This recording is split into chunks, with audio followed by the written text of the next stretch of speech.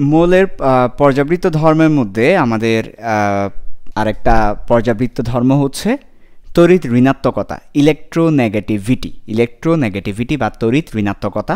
এটা আমরা ক্লাস 9-10-এও পড়ে আসছি। তড়িৎ ঋণাত্মকতা বলতে কোন একটা পরমাণু তার নিজের দিকে ইলেকট্রনকে টেনে নেওয়া, যেটা আমরা পানির ক্ষেত্রে দেখি।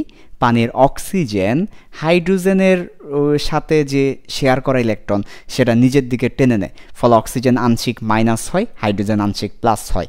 এই ঘটনাটা হচ্ছে তড়িৎ ঋণাত্মকতা। তার মানে তড়িৎ ঋণাত্মকতা কনসেপ্টটা কি? কনসেপ্টটা হচ্ছে সমযোজী বন্ধনে, যেমন অক্সিজেন এবং হাইড্রোজেনের সমযোজী বন্ধন। সমযোজী বন্ধনে যে দুটা ইলেকট্রন আছে, ওই দুটো ইলেকট্রন যে কোনো একটা পরমাণু তার নিজের দিকে টেনে নেওয়া, এটা হচ্ছে তড়িৎ ঋণাত্মকতা। যে অধিক তড়িৎ ঋণাত্মক সে তার নিজের দিকে বেশি টেনে নিবে। তার মানে তড়িৎ ঋণাত্মকতা বলতে কে ইলেকট্রনকে বেশি টেনে নিচ্ছে সেটা। তো আমরা পরীক্ষায় সংজ্ঞাটায় লিখব, সমযোজী বন্ধনে আবদ্ধ পরমাণু দুইটার মধ্যে।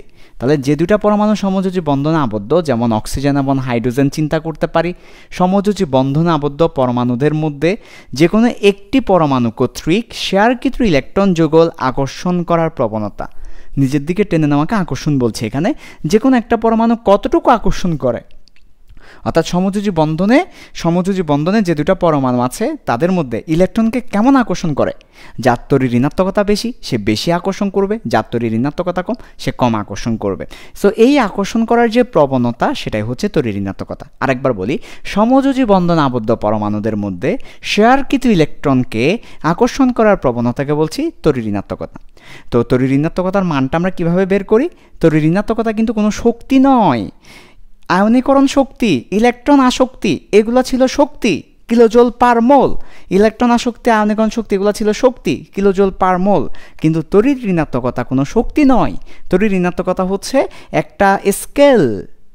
আমরা বলছি যে সে অনেক বেশি পাওয়ারফুল, কত? সে হচ্ছে 10 গুণ পাওয়ারফুল। আবার আমি কম পাওয়ারফুল, কত? আমি 5 গুণ পাওয়ারফুল। আবার তুমি আরও কম পাওয়ারফুল, কত? তুমি 2 গুণ পাওয়ারফুল। এই যে 10 গুণ, আমি 5 গুণ, তুমি 2 গুণ। এটা একটা স্কেল। আমার তুলনায় সে 10 গুণ, আমার তুলনায় তুমি 2 গুণ। এটা একটা স্কেল, এটা কোনো শক্তি নয়, এটা ওই ধরনের কোনো মান থাকবে না। তাহলে তড়িৎ ঋণাত্মকতার ওই ধরনের কোনো মান থাকবে না, কারণ এটা কোনো শক্তি নয়, এটা কিন্তু ওইরকম কোনো রাশি নয়। এটা একটা তুলনা। তড়িৎ ঋণাত্মকতা একটা তুলনা।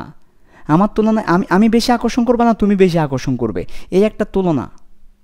ইলেকট্রনকে আমি বেশি আকর্ষণ করবো নাকি তুমি বেশি আকর্ষণ করবে, এই একটা তুলনা। এটা একটা স্কেল। সো তড়িৎ ঋণাত্মকতার একটা স্কেল তৈরি করেছেন পাউলিন নামক একজন বিজ্ঞানী। আমরা পলির বর্জনীতি পড়েছিলাম, পাউলিন, এটাকে লিনাস পলিন স্কেল বলা হয়। তিনি একটা স্কেল তৈরি করেছেন, ওইখানে সবগুলো পরমাণুর তড়িৎ ঋণাত্মকতার একটা মান তিনি ধরে নিয়েছেন এক্সপেরিমেন্ট করে। তো আমরা শুধুমাত্র দ্বিতীয় পর্যায়েরটা দেখাচ্ছি। লিথিয়ামের হচ্ছে 1.5 করে বাড়াও, beryllium 1.5, boron 2, carbon 2.5, nitrogen 3, oxygen 3.5, fluorine 4। তিনি যেটা করেছেন সেটা হচ্ছে কোন একটা পর্যায়ে তিনি বলেছেন একটা পরমাণু থেকে আরেকটা পরমাণু 0.5 করে বেড়ে যায়, অথবা এর কাছাকাছি বাড়ে। তার মানে 0.5 করে বাড়ালাম। তো এটা তার একটা স্কেল দ্বিতীয় পর্যায়ের জন্য। অন্যান্য পর্যায়ের জন্য এটা সত্য হতেও পারে, নাও হতে পারে। গ্রুপের জন্য উনি ওই ধরনের কোনো স্কেল দেন নাই। হ্যাঁ, তিনি একটা জাস্ট স্কেল দিয়েছেন, যেটা আমাদের বইও আছে, এইটুকুই। এটা খুব বেশি ইম্পর্টেন্ট কোনো স্কেল না। হ্যাঁ, জাস্ট এখানে মানগুলো দেওয়া আছে, এটুকুই মাথায় রাখতে হবে। সবচেয়ে বেশি তড়িৎ ঋণাত্মকতা ফ্লোরিনের, সবচেয়ে বেশি তড়িৎ ঋণাত্মকতা কার? ফ্লোরিনের। তো তড়িৎ ঋণাত্মকতা থেকে কী ধরনের প্রশ্ন আসে? তড়িৎ ঋণাত্মকতা থেকে খুব বেশি প্রশ্ন আসে না, ওই গ্রুপ ভিত্তিক এবং পর্যায়ভিত্তিক ধর্মটা আসে। গ্রুপ ভিত্তিক এবং পর্যায়ভিত্তিক ধর্মটা একদম ইলেকট্রন আসক্তি আর আয়নীকরণ শক্তির মতো। একই গ্রুপ উপর থেকে নিচে গেলে নিউক্লিয়াস থেকে দূরে চলে যাবে। নিউক্লিয়াস থেকে দূরে গেলে আকর্ষণ কমবে। এটা কিন্তু একটা আকর্ষণ, শেয়ারকৃত ইলেকট্রন আকর্ষণ করা। এখন নিউক্লিয়াস থেকে যদি দূরে চলে যায় তাহলে শেয়ারকৃত ইলেকট্রন আকর্ষণ করবে কম। তার মানে একই গ্রুপ উপর থেকে নিচে গেলে তড়িৎ ঋণাত্মকতা কমতে থাকে। আর একই পর্যায়ের বাম থেকে ডানে গেলে নিউক্লিয়াসের চার্জ বাড়ে, ফলে আকর্ষণ বাড়ে। তাই আকর্ষণ বাড়ে, তড়িৎ ঋণাত্মকতা বাড়ে। তার মানে এটা এক্স্যাক্টলি সেম। তাই আমি আর লিখলাম না। গ্রুপ ভিত্তিক ধর্ম হচ্ছে উপর থেকে নিচে গেলে কমবে, পর্যায়ভিত্তিক ধর্ম হচ্ছে বাম থেকে ডানে গেলে বাড়বে।